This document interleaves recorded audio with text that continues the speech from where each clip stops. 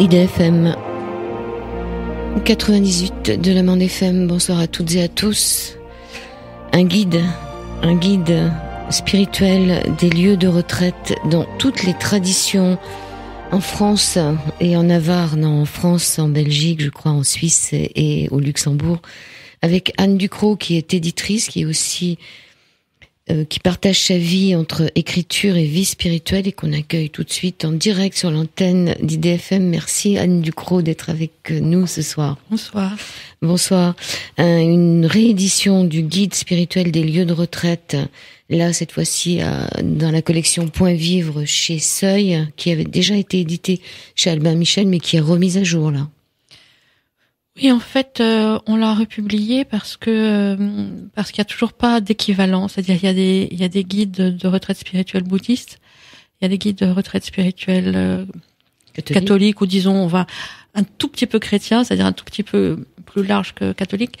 Mais pour les gens qui se revendiquent ni bouddhistes ni chrétiens, il y avait rien qui permette d'avoir un choix plus transversal. Donc là, on a à la fois donc de l'œcuménisme, enfin donc protestants, orthodoxes, catholiques. On a différentes familles bouddhistes. On a des laïcs. Enfin bon, il y a tout le monde. Et donc moi, je trouvais que c'était important de le publier en poche parce qu'il y a un grand besoin de sources d'informations et que sur Internet, on a effectivement plein de choses. Mais qu'il manque une chose, c'est en fait l'expérience intérieure.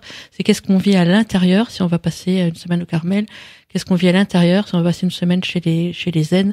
Voilà. Donc non seulement ce guide est transversal dans les familles spirituelles, mais en plus je suis allée faire des reportages un peu partout pour que les gens lisent les reportages en se disant oh là là le zen j'adore, ou alors le zen c'est pas du tout mon truc. Enfin. Voilà, donc c'est une source d'information, c'est pas que un guide avec des adresses, quoi. Oui, c'est pas qu'avec des adresses, c'est aussi, donc, spiritualité chrétienne, il y en a 1, 2, 3, 4, 5, 6, 7, 8. Spiritualité de l'Orient avec le bouddhisme tibétain, le bouddhisme zen, le mouvement Vipassana, la spiritualité indienne, les spiritualités croisées avec, Durkheim. Anneau des Jardins, le Centre des Arts de Gita Malache, ça c'est en Suisse. Gita Malache, non. Marcher, voyager, méditer. Enfin, il y a énormément de centres. Et l'intérêt, c'est de se poser la question. Vous dites en introduction, tout le malheur vient d'une seule chose, qui est de ne savoir pas demeurer en repos dans une chambre. C'est Blaise Pascal qui écrivait ça il y a fort longtemps, mais vous dites que la sentence n'a pas pris une ride. En effet, quelle leçon magistrale pour les êtres du XXIe siècle, saisis simultanément de bourgeotte et de déprime. C'est vrai que on a beaucoup de mal à rester tranquille dans sa chambre. Oui, mais en fait, il y a probablement un lien entre notre dispersion en multiples activités, multiples relations, notre dispersion, notre explosion et notre mal-être. Parce qu'en fait, effectivement, si on était plus unifiés, plus rassemblés, plus centrés, on irait mieux. Donc c'est aussi pour ça que on sent souvent le besoin de partir, ne serait-ce que 3 jours. Mais en fait, ce besoin criant qu'on a, c'est un besoin de se recentrer. Et on part sans téléphone portable, sans bouquin, sans rien. On part même en ayant un peu peur de s'ennuyer, en se disant, oui c'est ça, en ayant peur de s'ennuyer, qu'est-ce que je vais faire pendant 3 jours?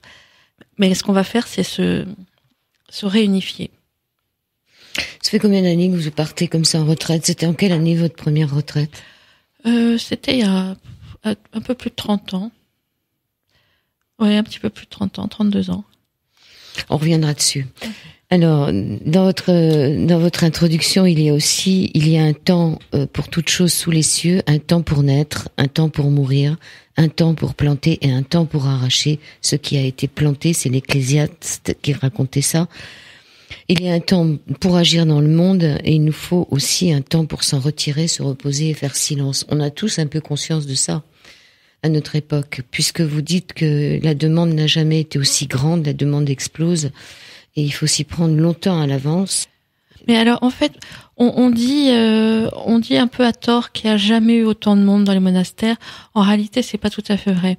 Les monastères ont toujours été plein de monde, sauf qu'il y a une différence majeure, c'est que il y a 40 ans, c'était des chrétiens qui étaient dans les monastères.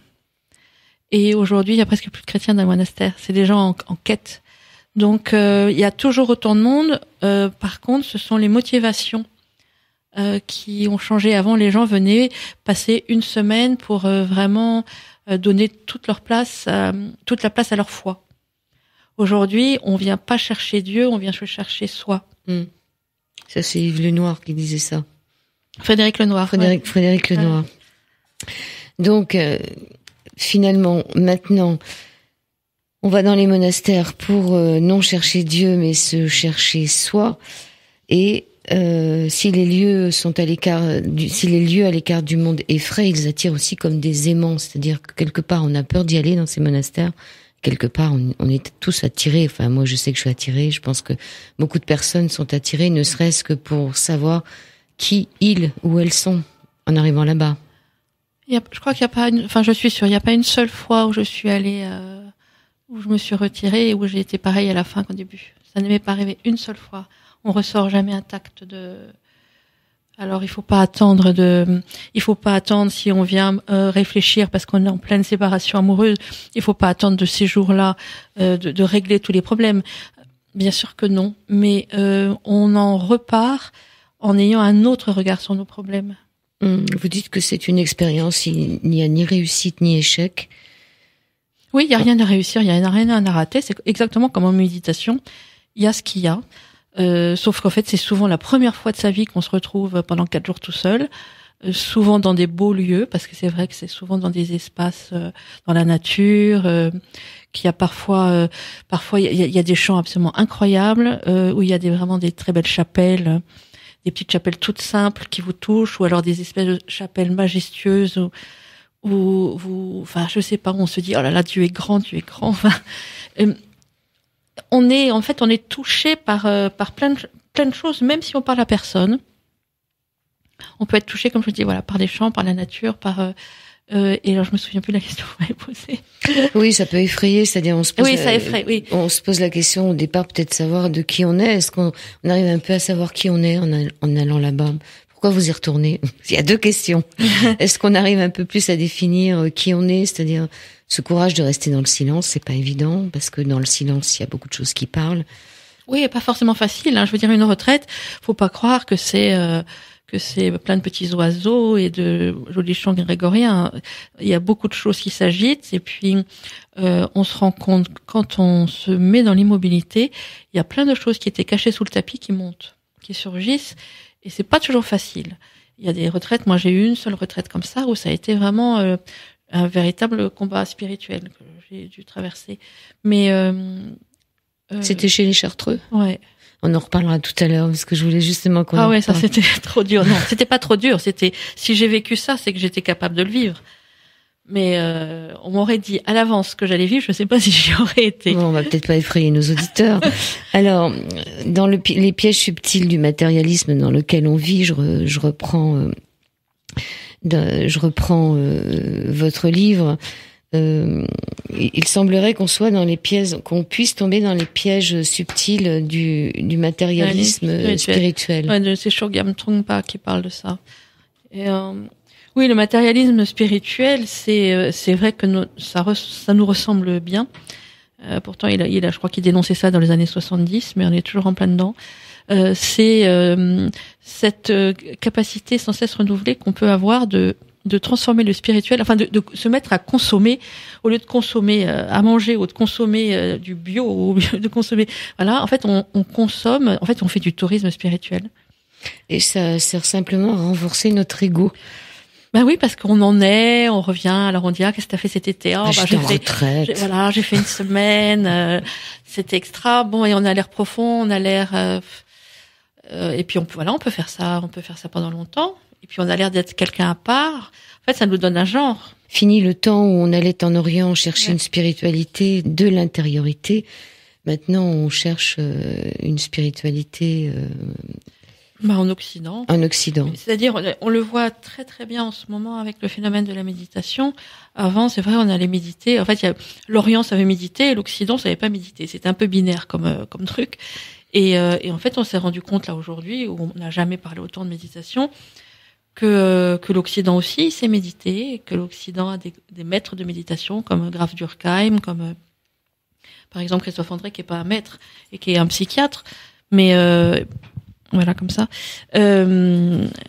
Bon, c'est quelqu'un qui a introduit très bien et de façon très efficace tout ce qui est méditation de pleine conscience. Bon, voilà, maintenant on sait qu'en France il se passe plein de choses. C'est pas la peine d'aller. Alors, est-ce qu'une retraite c'est une méditation finalement? Est-ce que on peut penser que quand on est en retraite on médite? Ou... Alors déjà, il y a 2 formes de retraite. Alors là, c'est pour ça, pour les gens qui ont peur, c'est bien de savoir qu'il y a vraiment 2 grandes formes. Il y a les retraites silencieuses, où vous venez et vous n'avez rien à faire, et vous êtes invité si vous le souhaitez, ou parfois même invité pas si vous le souhaitez, c'est-à-dire vous êtes un peu obligé de suivre les offices de la journée. Pour en fait les 7 offices du jour, c'est un peu la colonne vertébrale de la retraite. Voilà, de la retraite, en tout cas chez les chrétiens. Alors bon, la première forme, c'est ça, c'est on est libre, avec cette panique qu'on peut avoir devant cette liberté, où on sait pas trop ce qu'on va en faire. Et alors après, on a d'autres types de retraites. Alors bon, il y en a beaucoup chez les bouddhistes, chez les laïcs et aussi chez les chrétiens, où on vient pour recevoir des enseignements pendant une semaine. Donc là, on est nourri, on n'est pas laissé à soi-même et on vient pas passer 4 jours parce qu'on a un truc à déposer et regarder qu'est-ce qui se passe dans ce problème. Donc déjà, il faut savoir ce qu'on choisit. Est-ce qu'on veut, par exemple, chez les bouddhistes, une des raisons pour lesquelles les bouddhistes ont autant de succès, donc eux, ils laissent jamais les gens tout seuls, libres comme ça. Ils proposent tout le temps des enseignements et il y a 2 grands enseignements qui cartonne, c'est tout ce qui a rapport, ça c'est vraiment c'est le socle du bouddhisme, tout ce qui a rapport avec la souffrance. Et nous, on a vraiment besoin qu'on nous en parle, qu'on nous aide, qu'on nous ouvre la voie. Et le deuxième grand champ des enseignements bouddhistes, c'est tout ce qui a rapport avec les émotions. Oui, alors chez les chrétiens, il n'y a pas ça. Non, alors on rappelle quand même que chez les juifs et chez l'islam, il n'y a pas de lieu de retraite aussi, hein. Non, parce qu'en fait, la retraite, c'est une démarche individuelle, solitaire, et que chez les juifs et chez les musulmans, on est dans une dimension communautaire, collective. Alors après, bien sûr, il y a des retraites bien particulières, mais c'est pas fait pour le tout venant comme nous. Donc, ce que vous dites aussi, que vous alliez là-bas pour prendre le silence. Il y a une grande différence entre parler et bavarder. Et vous dites à la page 15, elle m'écoutait et je m'entendais. Ouais, c'est une belle phrase. Si seulement on pouvait simplement écouter les autres pour pouvoir entendre ce qu'on a à dire plutôt qu'on nous coupe la parole sans arrêt, ce serait bien. C'est pour ça qu'il y a la psychanalyse. C'est un petit peu une des façons dont la psychanalyse fonctionne. En fait, on parle devant quelqu'un qui ne nous interrompt jamais. Et à force de parler, on s'entend. Et c'est vrai, dans un monastère, c'est la même chose, sauf qu'on n'est pas dans un travail psychique. Encore que, enfin, les gens qui veulent absolument, qui veulent se contenter de la dimension spirituelle, moi je pense que c'est pas une bonne idée, parce si on veut avancer dans la vie et sur le chemin, on avance comme on est. Et si on est fragile nerveusement, si on a des relations très compliquées avec ses enfants, si on a une belle-mère qui est tout le temps sur notre dos, si professionnellement on s'épanouit plus depuis super longtemps et qu'on a l'impression qu'on est inutile, bon, tout ça, ça fait partie de notre package. C'est ça qu'on vient remettre dans un monastère. C'est bien ça qu'on vient mettre au sol, quoi, et qu'on vient regarder. Donc, je pense qu'il faut vraiment, dans un monastère, on vient faire un peu les deux. Donc, il y a quand même des moines qui vous accompagnent, si vous voulez, 1 heure. Alors, selon les lieux, c'est 1 heure par jour. Selon les lieux, c'est 2-3 heures par jour. Donc, quand vous allez voir le moine pour parler de vous, pour qu'il vous aide à discerner un peu ce qui se passe dans votre sac à dos, vous n'avez pas intérêt, là, pour le coup, à bavarder. Vous avez intérêt à réfléchir à qu'est-ce qui est essentiel. Donc, c'est ça sert aussi à ça, ces retraites. C'est dans nos bavardages, enlever tout ce qui est du blabla, du secondaire, de l'accessoire, pour se recentrer sur ce qui est essentiel. Parce que les moines, somme toute, si on réfléchit bien, les moines, c'était quand même pas leur boulot de recevoir la détresse de l'humanité. En fait, ils ont fait un choix de vie, ils ont répondu à un appel un jour, et leur appel, c'était vraiment de chercher Dieu et d'être à l'écart du monde et dans le silence. Et tout d'un coup, il y a le monde qui débarque en disant mon fils s'est suicidé, en disant j'ai divorcé, mais c'est la deuxième fois, en disant en fait le monde vient. Bon, et c'est intéressant d'avoir le regard de ces gens qui finalement en étant apparemment protégés de ce que nous on vit, ils sont c'est comme les maîtres comment on dit, pas les maîtres du désert, les pères du désert. Les pères du désert, ils avaient une connaissance de la psyché humaine absolument incroyable, alors qu'ils vivaient tout seuls dans leur grotte. Comment c'est possible? Comment c'est possible? Parce que quand on fait silence et qu'on se regarde à l'intérieur, on voit tout ce qu'on a de beau, on voit tout ce qu'on a de moche, on voit tout ce qu'on a de tiède, tout ce qu'on a de, chaque fois qu'on a trahi, enfin, on voit l'humanité, parce qu'en fait, on est tous pareils. Connais-toi toi-même et tu connaîtras l'univers. Alors, vous parlez du double rythme de ceux qui vivent dans le monde et de ceux qui se sont retirés. Vous dites qu'en Asie, ils font des offrandes à ceux qui prient. 99% de vie est dans la matière, ça c'est nous, à l'extérieur, et 1% restant dans l'esprit. Donc ces gens-là qui sont... en même temps, on est très content de savoir qu'il y a des gens qui sont capables de vivre seuls et de vivre dans l'esprit. Ils vivent dans l'esprit. C'est pour ça aussi qu'on est un peu magnétisé par eux, enfin magnétiser c'est pas le bon mot, mais on espère qu'en allant dans des lieux comme ça, rencontrer des êtres comme ça, on espère que ça va être contagieux, que leur paix va être contagieuse. Et le fait est que c'est vrai, il y a quelque chose de contagieux dans ces lieux, parce que en fait, nous on passe 99% de notre temps dans la matière, et eux ils passent 99% de leur temps dans l'esprit. Forcément, ça change un être, quoi. Hein. On va faire une pause musicale.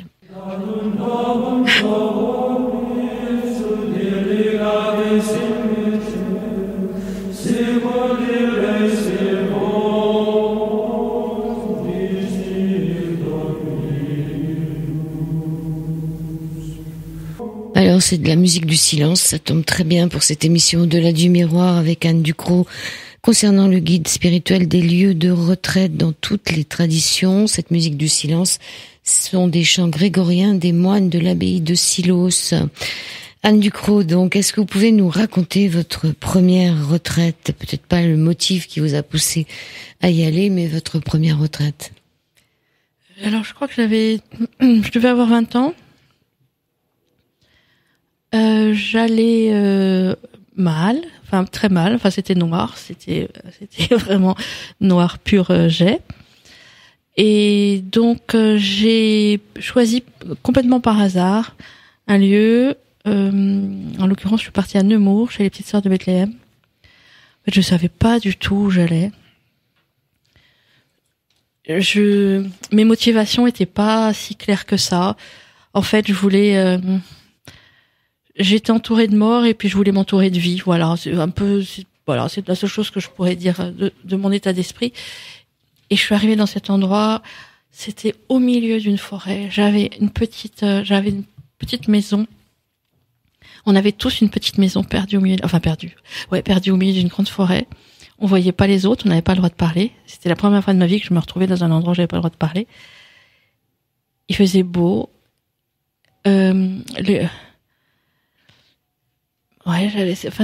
C'était absolument incroyable. Après, il y avait la prière de nuit, donc on partait avec notre petite lampe électrique.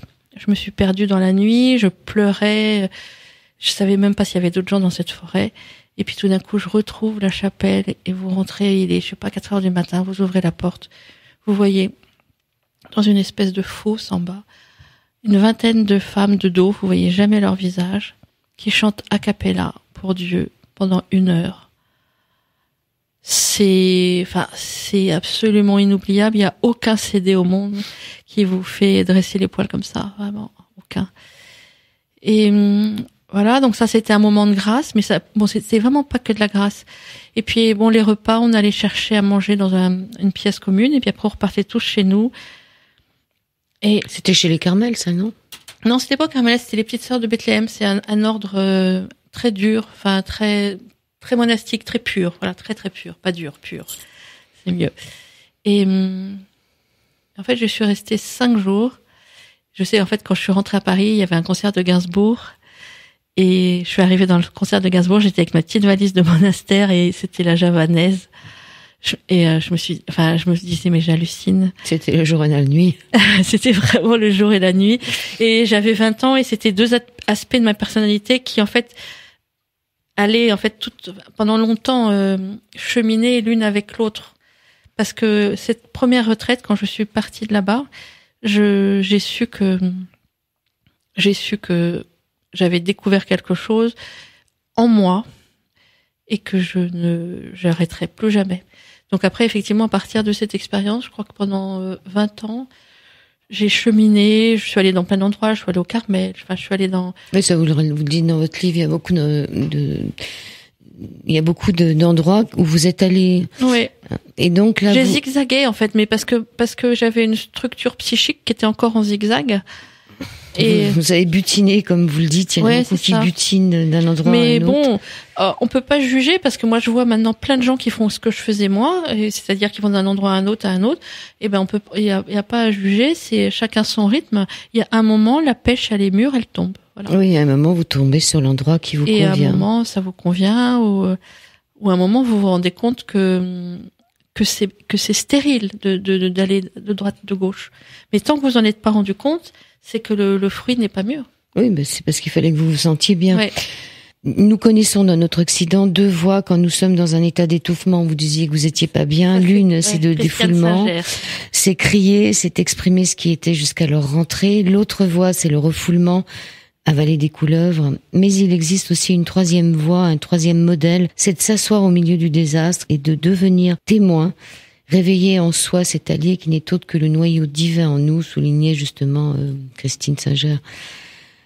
Donc on a le trois choix, où on crie, on s'énerve, on s'excite, ou on n'arrête pas de le faire. On refoule, on dit rien et on se fait des petites maladies super sympas.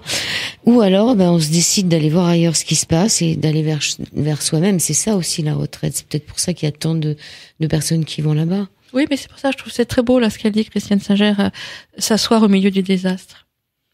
C'est-à-dire en fait, on tergiverse, on diffère toujours le moment où on va descendre en soi.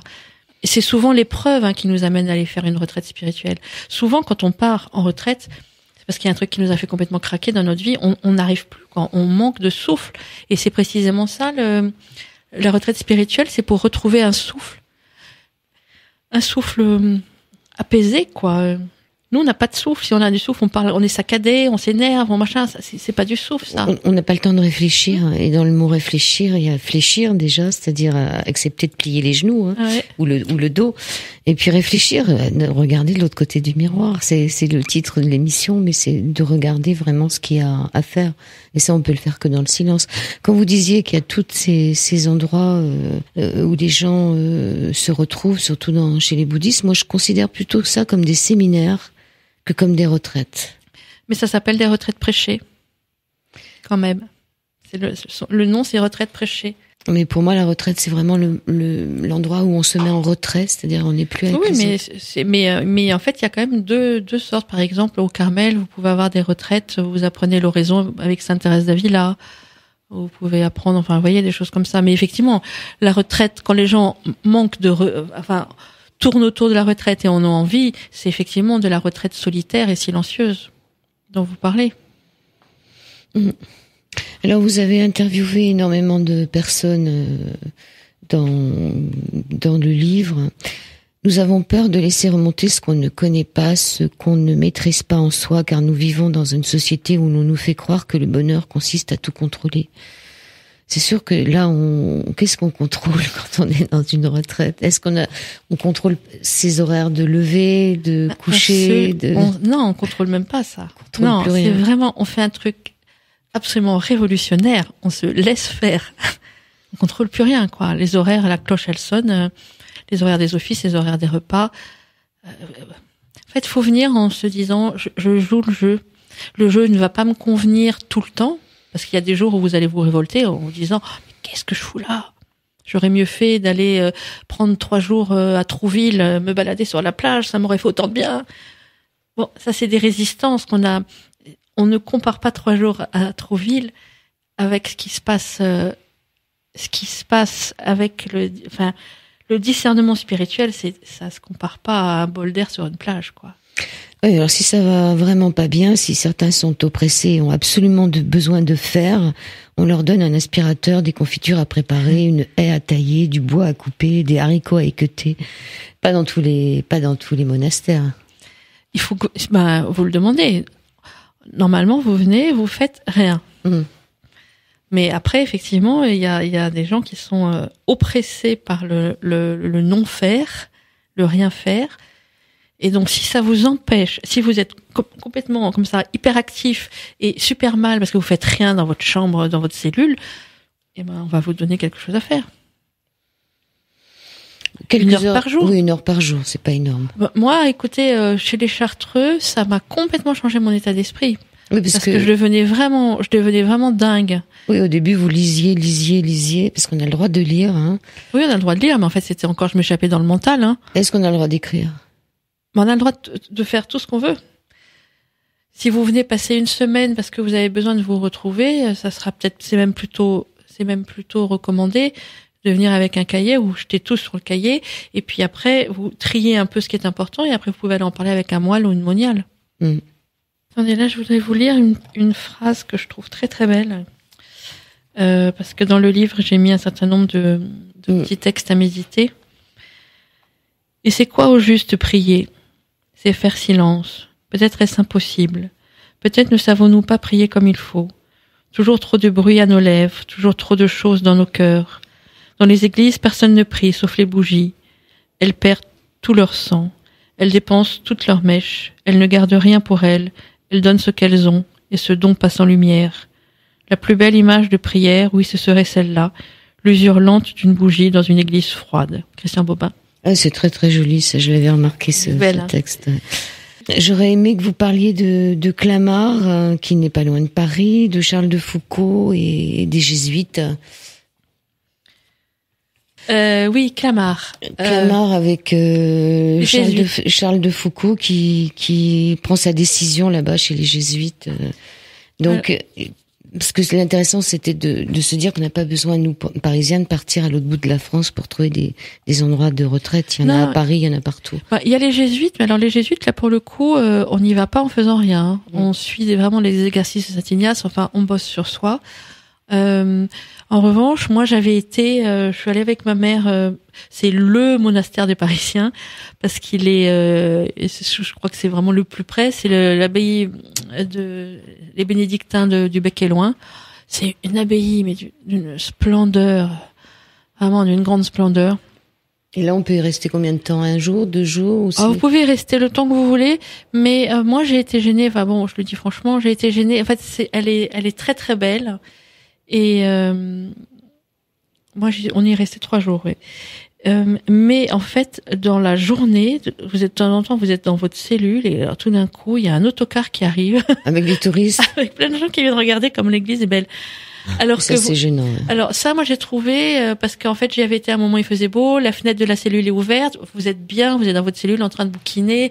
Vous êtes dans le silence, vous bénéficiez d'une atmosphère spirituelle, et tout d'un coup, vous entendez plein de gens qui viennent pour faire du tourisme. Bon, voilà. Bon, je devrais pas dire. Qui vous prennent en photo comme étant. Donc non, mais ce que je veux dire, c'est que c'est bien. Voilà, pour un Parisien, c'est vraiment super d'aller là-bas pour 3 jours.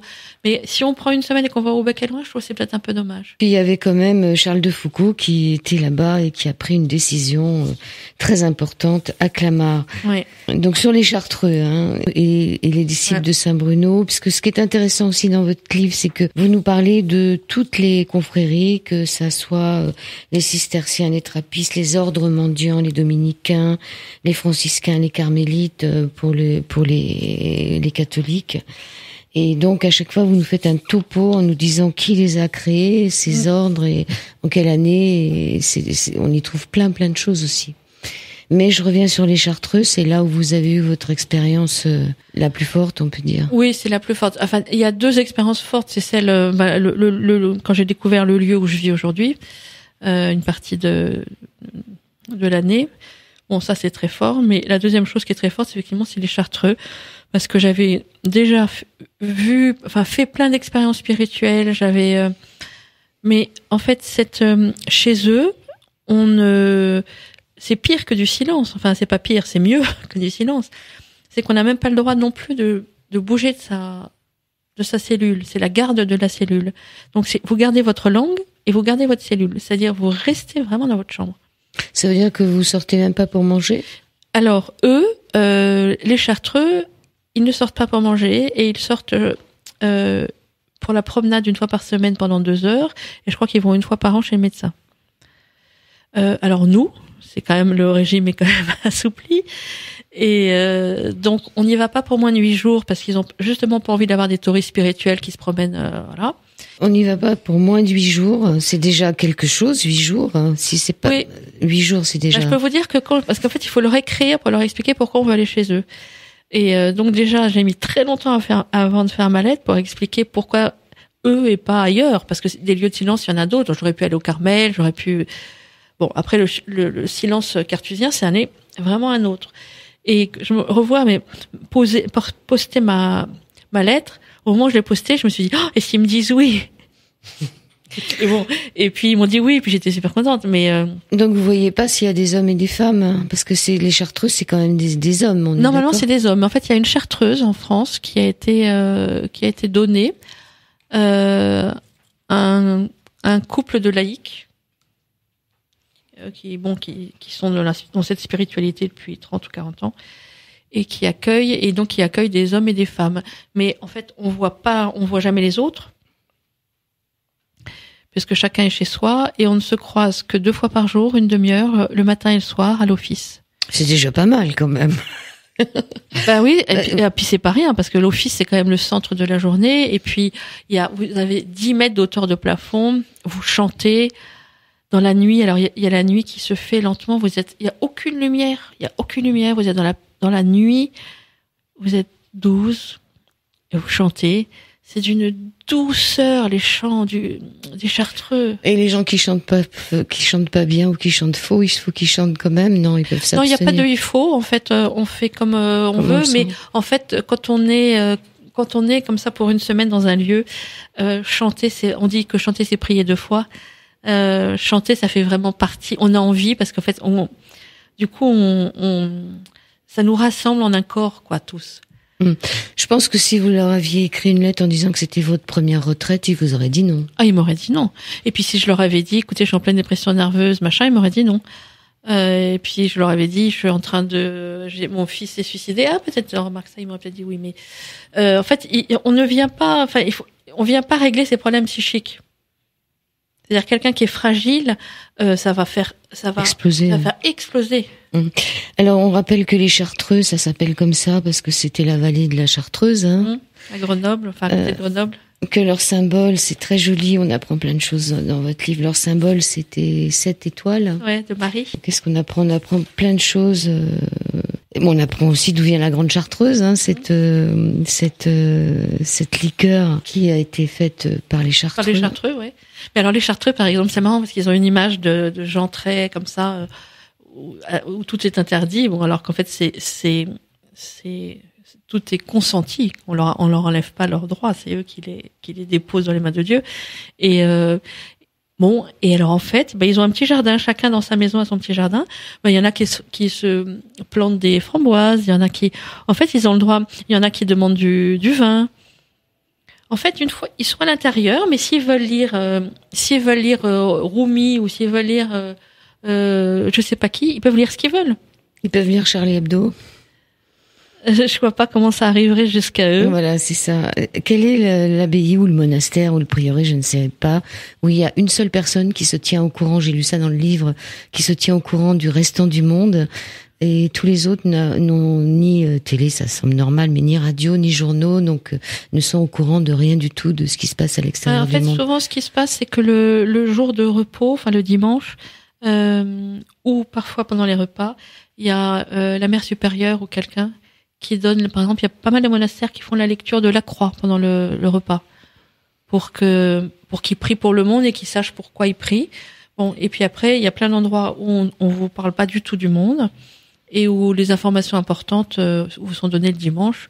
Et c'est comme ça que, par exemple, je sais plus, je le raconte dans le bouquin, avec le 11 septembre, là, ils ont été au courant 3 semaines après. Ben, ça n'empêche pas de prier, 3 semaines après. Ouais, c'est nous qui sommes tout le temps pressés, dans l'immédiateté, mais pour une prière, le temps, ça n'existe pas. C'est nous qui passons dans le temps. C'est peut-être pas plus mal qu'ils sachent pas tellement l'état du monde. On va faire la deuxième pause musicale. On se retrouve après.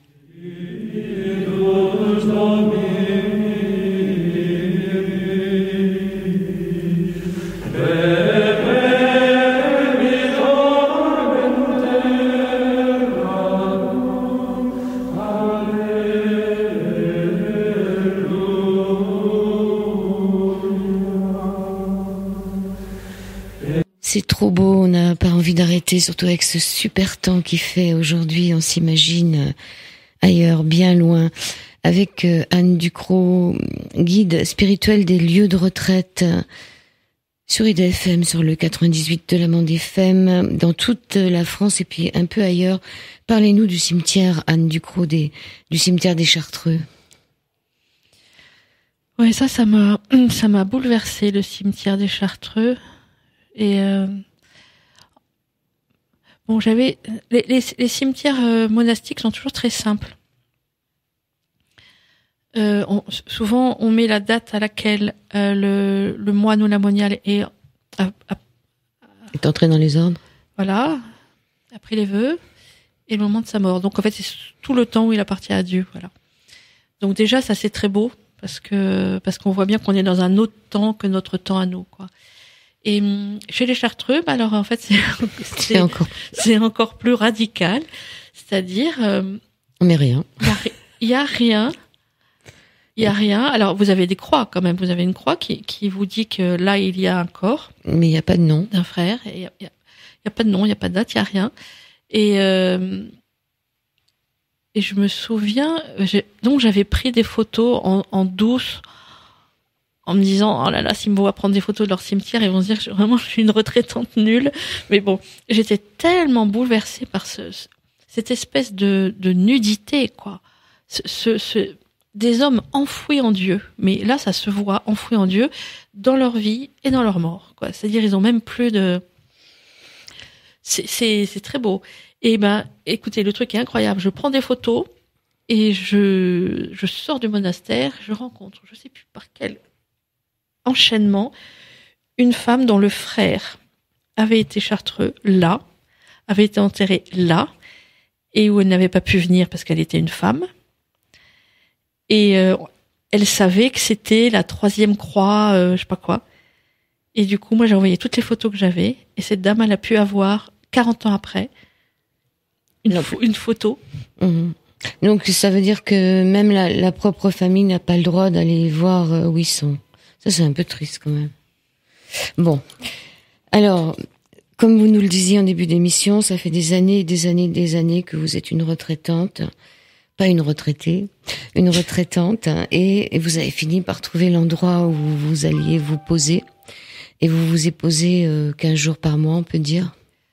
En fait, ça fait 7 ans ça fait 7 ans que je me retire, mais maintenant plus par-ci par-là, que je me retire toujours dans le même lieu, chez les orthodoxes en Moselle.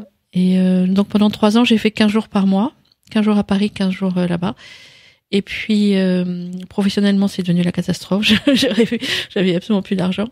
Donc au bout de 3 ans, j'ai un boulot qui m'est tombé du ciel.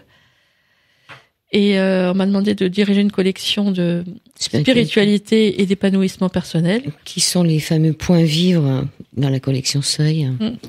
Voilà, donc le hasard a fait que j'ai quand même un boulot spirituel qui m'est tombé dessus. Vraiment, c'était... Et donc, depuis maintenant 3 ans et demi, j'y vais 1 semaine par mois. Donc ça fait 7 ans. Maintenant, j'ai trouvé ma place. Une famille. Et une famille spirituelle. Ouais.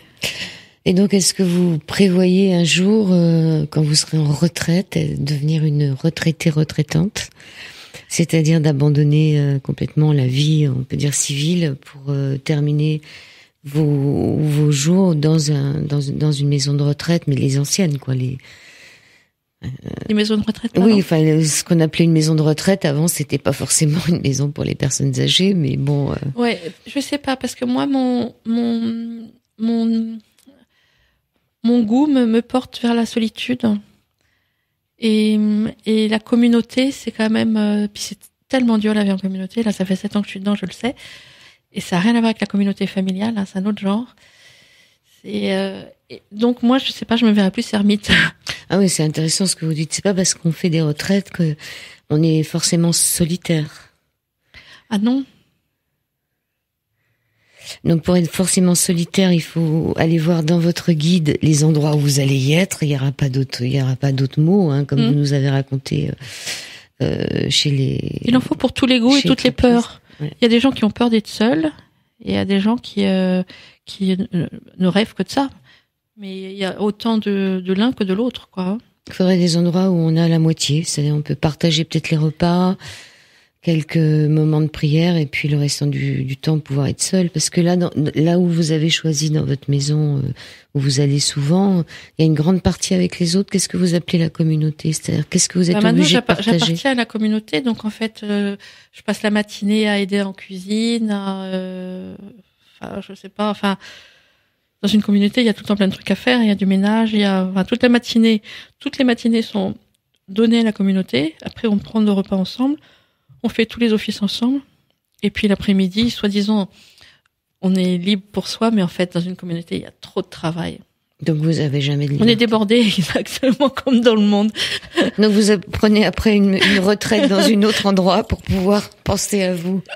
Non, mais j'ai été dans tellement de lieux où j'ai su écouter tellement de conférences, j'ai tellement reçu qu'il y a un moment, je me suis dit, il faut que je passe de l'autre côté. Maintenant, je me mets plus au service des gens qui viennent écouter des conférences ou qui viennent faire des sessions de 2 jours. Souvent, le week-end, là, chez les orthodoxes, où j'habite, là, à Béthanie, quasiment tous les week-ends, il y a des enseignements qui sont donnés.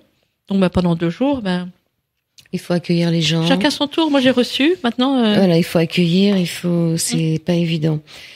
Donc ce livre, c'est quoi? Belgique, France, Suisse, Luxembourg. Ouais.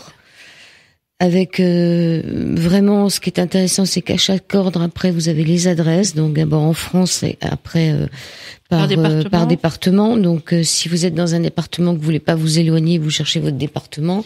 Mais moi, ceci dit, les gens souvent pour leur retraite, ils cherchent quelque chose qui est pas trop loin de chez eux. Moi, je pense que c'est pas ça qu'il faut faire. Je pense qu'il faut chercher la famille spirituelle avec laquelle on se sent en affinité. Et comment on peut savoir ça? En lisant le livre? On lit. Non, mais par exemple, chez les bouddhistes, vous regardez chez les bouddhistes tibétains, chez les bouddhistes Theravada, etc. Vous dites, oh, alors là, moi, avoir des chants tibétains tout le temps, je le sens pas. Truc zen, être debout toute la machin, je le sens pas. Enfin, il faut lire en disant ça me fait peur, ou en disant oh ça c'est pour moi. Sous le Arnaud Desjardins, vous êtes allé voir là-bas, oui. Quand il était encore là? Ouais. Et je le conseille. Ouais, j'ai passé 1 semaine là-bas. Et alors tout est silencieux partout. À part ça, c'est le seul lieu où il y a ça. J'ai trouvé ça très sympa. Et il y a des lieux de parole. Alors il y a un salon de parole. Si jamais vous craquez, que ça fait 3 jours que vous êtes là et que vous avez envie de parler à quelqu'un, il y a un petit salon rouge, un petit salon de thé, et où en fait viennent tous les gens qui ont envie de parler. Tous les bavards. Non, mais c'est sympa, j'ai trouvé, parce que du coup, voilà, on ne retrouve qu'à un instant T, ceux qui sont comme nous, qui ont envie de parler. C'est une bonne façon de canaliser les angoisses de silence, en prévoyant des endroits où on peut. Donc on n'a jamais eu autant d'endroits, une société n'a jamais eu un accès à autant de propositions spirituelles. On peut aller butiner, je le rappelle, un peu partout. Au niveau financier, on parlait d'hospitalité. L'hospitalité, ce n'était pas payant avant. Combien ça coûte à peu près? Est-ce que ça, c'est pas marqué dans le livre? Si, j'ai pas fait. J'ai dû passer dessus. C'est marqué, oui, mais c'est marqué 1 fois, donc le livre est gros. Bon, alors quand il y a des sessions et des enseignements, bon, ça c'est payant, bon, ça semble logique. Et alors après, pour les lieux où vous venez juste comme ça passer quelques jours avec rien, vous recevez juste le silence, on vous dit combien vous coûtez vos repas et votre chambre.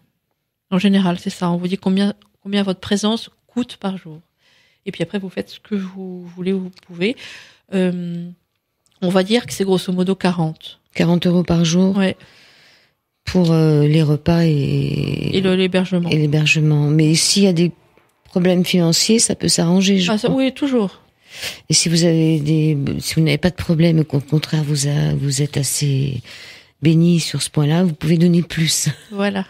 Ça marche comme ça. Mais ceci dit, voilà, il faut quand même réserver très à l'avance parce qu'il y a des lieux comme l'abbaye de Lérins, là, dans le sud, qui est un endroit absolument magnifique, où les étudiants vont réviser leurs examens au mois de juin. Vous voyez, c'est quand même c'est le luxe d'aller réviser ses examens là-bas. Je sais plus ce que je voulais dire. Cette abbaye de Lérins. Par contre, vous ne parlez pas des sanctuaires mariales ni des lieux de pèlerinage. Non, parce que alors tous les trucs de pèlerinage, Paray-le-Monial et tout. Enfin, ouais. c'est alors là, c'est très catho. Et c'est très touristique. Oui, aussi, mais bon, après c'est du tourisme religieux. Après, bon, je vais pas critiquer le tourisme religieux, mais là c'est plus pour des gens qui ont envie de se mettre dans une poche de silence et d'être étreints par le silence. Vous allez à Paray-le-Monial, vous n'êtes pas étreint par le silence. Hein. Paris intramuros, qu'est-ce qu'on a en dehors de Clamart? Alors, on a les petites sœurs de Bethléem, qui, je sais pas comment ça se fait qu'elles sont venues se mettre dans Paris, parce que franchement, c'est quand même un ordre, vraiment, je vous le disais, un ordre très pur. Donc normalement, ils n'ont pas à être là, mais enfin, on a besoin de présence priante dans Paris.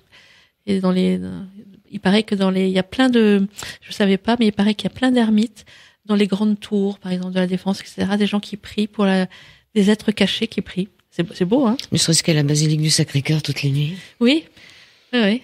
Et oui, donc les petites sœurs de Bethléem, elles sont là, c'est juste pour aller à une messe. Elles sortent 1 heure par semaine. C'est le dimanche à 9h30. De 9h30 à 10h30, elles sortent. Et il y a une messe, donc elles chantent. On est déjà au ciel. C'est céleste. Et nous, on peut y rentrer pour faire des retraites? Non. À Paris, non. Non. On peut juste se mettre à la sortie de l'église. Non, pas à la sortie, il faut aller à la messe pendant 1 heure. À la messe, voilà. Parce qu'elles sortent vraiment, donc. Non, elles sortent. Quand je dis qu'elles sortent, c'est qu'elles sortent de la clôture. Ah oui, d'accord.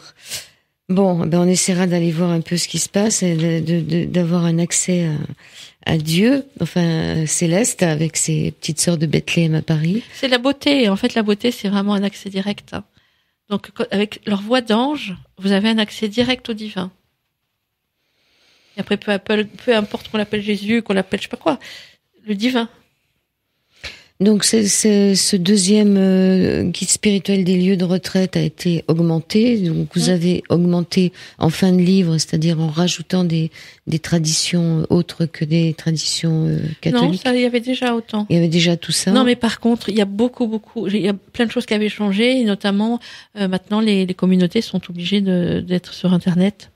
Ils ont des sites Internet. Ouais. Donc maintenant, elles ont des sites, etc. Et quand j'avais publié le livre chez Albin, c'était balbutiant. Mais alors là, maintenant, il y a quasiment plus personne qui n'est pas présent sur le net. Hein.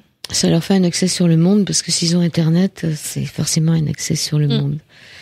Qu'est-ce que vous pourriez nous dire pour terminer l'émission? Il y a plein de super belles phrases dans ce livre, qui est quand même gros. Hein. C'est un guide qui fait plus de 400 pages. Hein. Oui, mais j'ai voulu en fait qu'on puisse méditer, qu'on puisse apprendre des choses, pas juste. Il y a plein de conseils. Par exemple, bien dormir pour commencer la retraite. Quand vous êtes en retraite au départ, si vous avez envie de dormir, dormez. C'est peut-être la chose que vous avez le mieux à faire. Lâcher prise. On assure tout le temps dans la vie, donc il faut bien à un moment se dire, si j'arrêtais d'assurer comme le monde assure, quoi. Faire confiance. Ouais. Ne pas lire avant, mais après, ça c'est quelqu'un qui vous dit que c'est inutile de lire des textes ou des livres sur l'endroit où vous allez aller, c'est-à-dire. Oui, c'est la confiance, exactement. Voilà. On s'en fiche, tout ce qui nourrit le mental, on s'en fiche du mental. Après, peut-être lire pour Oui, pouvoir, après, pour comprendre ce qu'on a vécu, pour comprendre ce qu'on a reçu, c'est une chose. Mais avant, c'est vraiment de la nourriture pour le mental. Voilà, j'ai une petite phrase là pour finir, je trouve. C'est un apophthegme des pères du désert. Je me suis souvent repenti d'avoir parlé et dit Arsène, de m'être tu, jamais. Ah oui, ça c'est une belle phrase, ça. Elle est bien, hein. C'est vrai qu'on, quoique, quelquefois on devrait dire des choses et on regrette de ne pas les avoir dites, ne serait-ce que pour défendre quelqu'un. Ou... Ah oui, voilà. Donc c'est une phrase à double tranchant quand même. Quelquefois on se reproche de ne pas avoir défendu quelqu'un, c'est-à-dire de ne pas avoir pris la parole ou de ne pas s'être défendu soi-même. Oui, mais comme les retraites, ça tourne vraiment le poumon, c'est vraiment le silence, quoi, qui fait battre le cœur du retraitant. Là, je trouve que effectivement, c'est un apprentissage, se taire. Oui, non, je peux lire autre chose. Oui, allez-y. Patriarche Athénagoras. Il faut mener la guerre la plus dure, la guerre contre soi-même. Il faut arriver à se désarmer. J'ai mené cette guerre pendant des années, elle a été difficile. Mais maintenant je suis désarmé et heureux. Je suis désarmé de la volonté d'avoir raison à tout prix, de me justifier à tout prix jusqu'à disqualifier les autres. Je ne cherche plus à imposer mes idées, mes projets. J'accueille et je partage. J'écoute et je témoigne humblement de ce qui m'habite. Voilà pourquoi je n'ai plus peur. Quand on se désarme comme cela, on n'a plus peur, on a confiance. Confiance en celui qui fait et veut toute chose nouvelle. Quand on se désarme comme cela, on découvre à quel point on est aimé et à quel point cet amour nous rend forts pour ce temps toujours renouvelé qu'est la vie. Merci Anne Duc, guide spirituel des lieux de retraite dans toutes les traditions, aux éditions Point Vivre de Seuil. Moi j'en ai une toute courte citation d'un certain poète Georges Quélois qui dit « Le sacré est ce qui donne la vie et ce qui la ravit ». C'est joli ça. Ouais, super. Merci beaucoup. Merci encore. Quand je sortirai de mon corps, comme un papillon, mieux encore, pour m'envoler vers d'autres ciels et découvrir d'autres soleils,